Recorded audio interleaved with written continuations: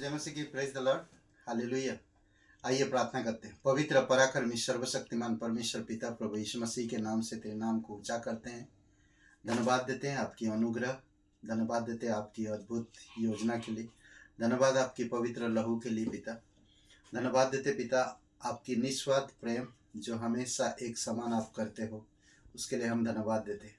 तेरे वचन जीवित वचन है और तेरे वचन अमर वचन है, इसलिए प्रभु तेरे वचन में हम बुद्धि, समझ, ज्ञान और हमारी जीवन की किस तरह से हमें जीवन को चलाना, किस तरह से हम इस धरती पर रहना, पालन पोषण करना, हर एक चीज़ तेरे वचन के द्वारा हमें पौष्टिक भोजन मिलता है ताकि हम आत्मिक उन्नति कर सके और आत्मिक वरदानों में अपने आप को भर सके।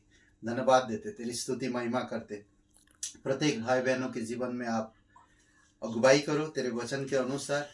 धन्यवाद देते, यीशु मसीह के नाम से मांगते हैं, आमीन। ओके, आज हम लोग जो बात करेंगे और वो है दुखी लोग। कौन हो सकता दुखी?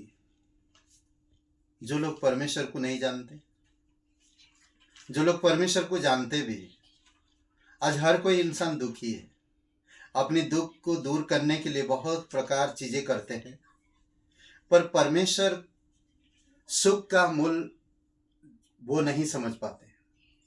अगर आप एक बिलीवर हो या विश्वासी हो तो आपको ये समझना कि परमेश्वर आपके सुख का मूल है और सुख उसी के पास है। बिना परमेश्वर में आपके पास सुख नहीं आ सकता।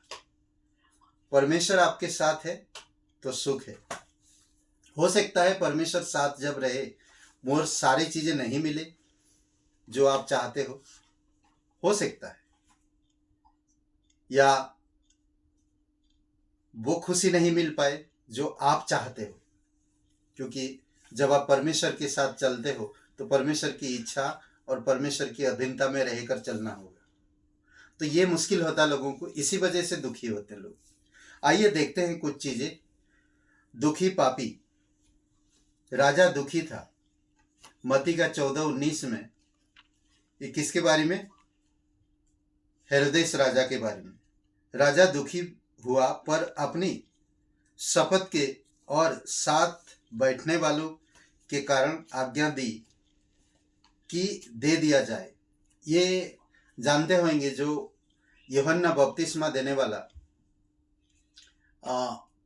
इस राजा की करतूत जानता था, क्योंकि राजा एक ऐसी औरत के साथ रह रहा था और यूहन्ना बपतिस्मा देने वाला उसको मना किया था, पर राजा ने नहीं सुना।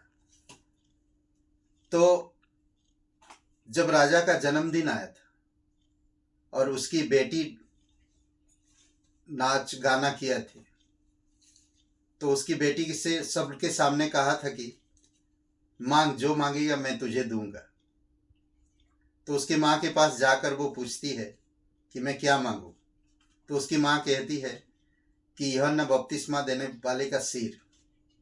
तो राजा दुखी हुआ और दुखी पापी, सोचिए।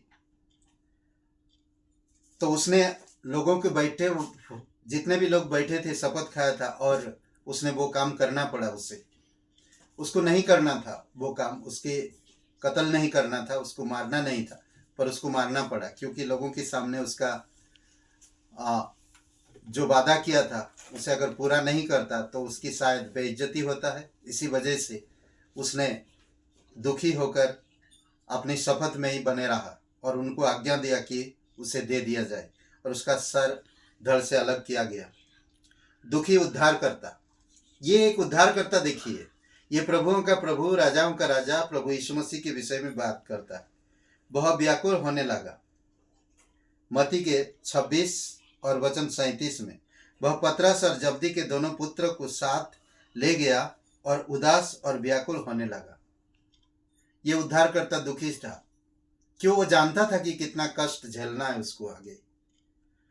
और इससे उससे तो मुझे लगता वो दुखी नहीं था, पर इससे दुखी था कि जिनके साथ वो बैठता उठता वो लोग सब थोड़ी समय जाग ना सके उसके साथ, वो लोग सो गए थे। और दुखी खोजी। वह उदास होकर चला गया। मत्ती का 19 अध्याय वचन 22 में वो धनी व्यक्ति, जानते होंगे आप ना, जो प्रभु यीशु मसीह के पास आकर कहता है कि अनंत जीवन पाने के लिए मैं क्या करूं। तो यीशु मसीह उसे कहता अच्छी तरह से, आप ये कहानी पढ़े होंगे तो आप ध्यान दीजिए। तो ये इंसान परमेश्वर को नहीं चाहता था, तो ये कहा कि वो अनंत जीवन नहीं चाहता था, अनंत जीवन में खुशी नहीं है, वो सोचा धन संपत्ति में खुशी। ये धनी व्यक्ति था और यीशु के पास आकर अनंत जीवन के बारे में बात करता, पर क्या होता, यीशु ने कहा था क्या तू व्यवस्था को जानता है? बोलता वो तो मैं लड़कपन से करते आ रहा हूँ, चोरी नहीं करना, हत्या नहीं करना, माता पिता का आदर करना, ये सारी चीजें मैं करते आ रहा हूँ। तो उसने कहा तुझ में एक कमी है, तू जा अपने सारे संपत्ति कंगालों में दान कर दे, बांट दे। तो वो उदास होके चला गया, दुखी होके चला गया। और यूहन्ना का 21 अध्याय में हम पतरस के बारे में देख सकते हैं। यीशु मसीह कहता उससे कि 3 बार पूछता है, दुखी सेवक पतरस उदास हो गया।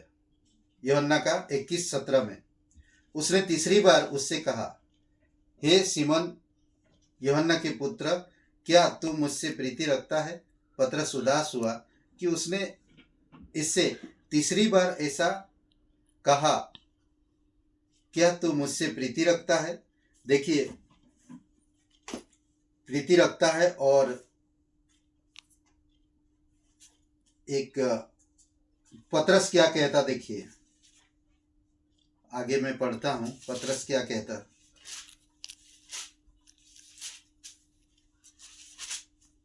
फिर पतरस ने उससे कहा, और उसने कहा, हे प्रभु, तू सब कुछ जानता है, तू यह जानता है कि मैं तुझसे प्रीति रखता हूं। यीशु ने उससे कहा, मेरी भेड़ों को चरा। ना, देख रहे हैं किस तरह से पूछ रहे हैं। प्रभु 3 बार पूछा, फिर तीसरी बार जब पूछा तो पतरस दुखी हो गया थोड़ा। फिर कहता है कि प्रभु तू तो जानता है कि मैं तुझसे कितना प्यार करता हूं। तब यीशु मसीह ने कहा कि तू मेरे भेड़े को चरा। उसकी भेड़ कौन है? आप और मैं। और पतरस को वही करना था, उनको सही भोजन देना था, उनको अगुवाई करना था। ओके, इफिसियों का 4:30 में यहाँ पर दुखी आत्मा, कई बार आप जानते होंगे यीशु मसीह पर हम विश्वास करने से क्या होता, पवित्र आत्मा हम में, उस पवित्र आत्मा को परमेश्वर की इच्छा अनुसार जब हम चलाते हैं तो वो चलता है और वो आपको अगुवाई करता है। तो यहाँ पर कहता है आत्मा को ना बुझाओ, परमेश्वर के पवित्र आत्मा को शोकित मत करो, जिससे तुझ पर छुटकारे के दिन के लिए छाप दी गई है। आपको छुटकारे के दिन के लिए छाप दी गई, और उस पवित्र आत्मा को बुझाना नहीं चाहिए, शोकित नहीं करना चाहिए, बल्कि उस पवित्र आत्मा में जागरूक होना चाहिए और आगे बढ़ना चाहिए। तो आप कभी दुखी नहीं होंगे। पवित्र आत्मा को आगे करिए, कभी दुखी नहीं होंगे।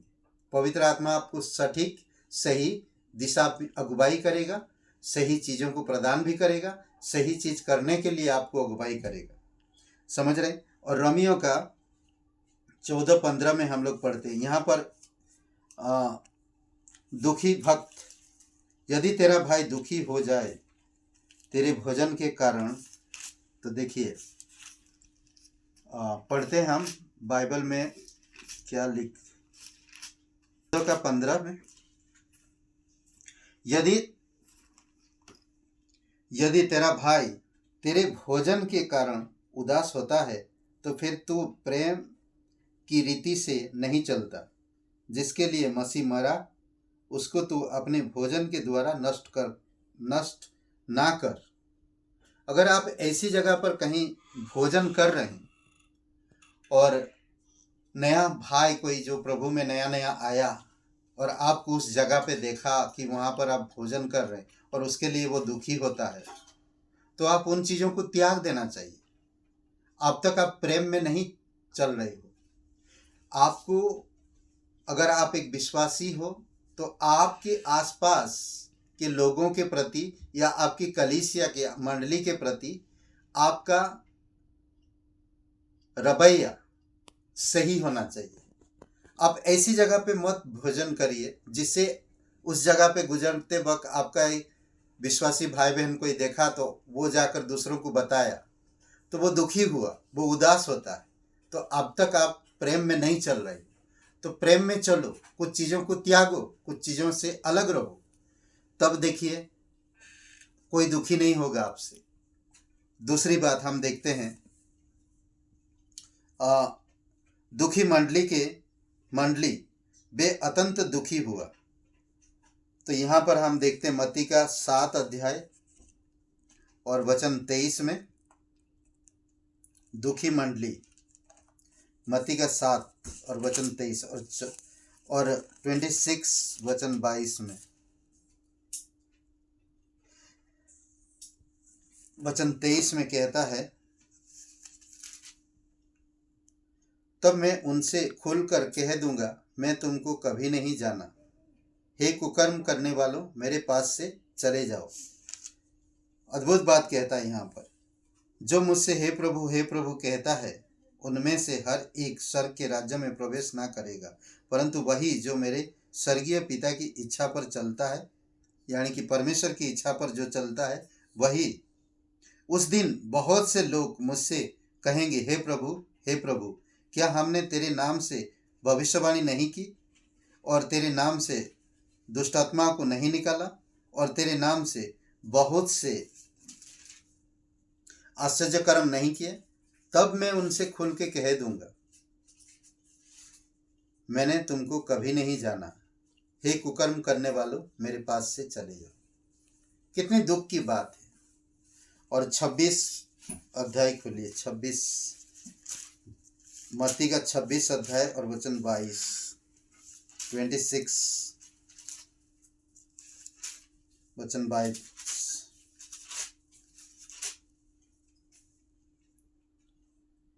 इस प्रकार कहता है, इस पर वे बहुत उदास हुए और हर एक उससे पूछने लगा, हे गुरु, क्या वह मैं तो नहीं पकड़ने वाला? ना यीशु ने कहा था कि मुझे कोई पकड़ेगा, मेरे साथ जो भोजन करेगा वही मुझे पकड़ेगा।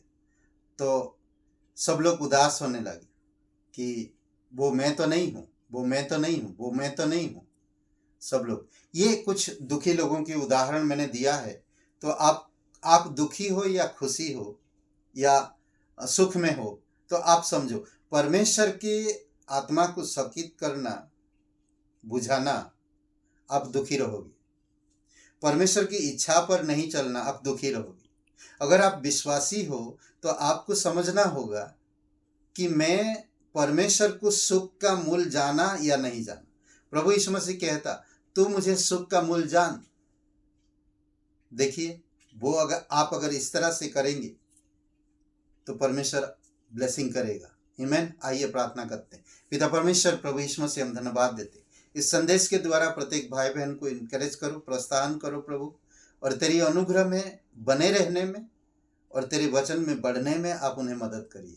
धन्यवाद देते, तू सच्चा और जीवित परमेश्वर, दयालु और करुणामय परमेश्वर। धन्यवाद देते, प्रत्येक लोगों को स्वस्थ रखो, अगुवाई करो, सच्चाई में बने रहने में मदद करो पिता। धन्यवाद देते, यीशु नासरी के नाम से मांगते हैं, आमीन। हे ब्रदर एंड सिस्टर, सबको जय मसीह की, प्रेज द लॉर्ड। शुभ रहे दिन आपका। बहुत बहुत धन्यवाद।